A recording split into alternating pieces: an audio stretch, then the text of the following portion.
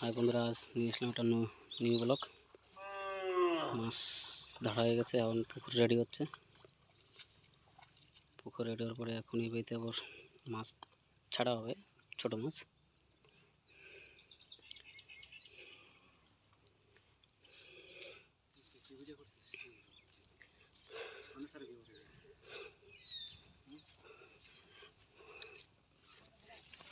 কি মারতেছ ভাইয়া?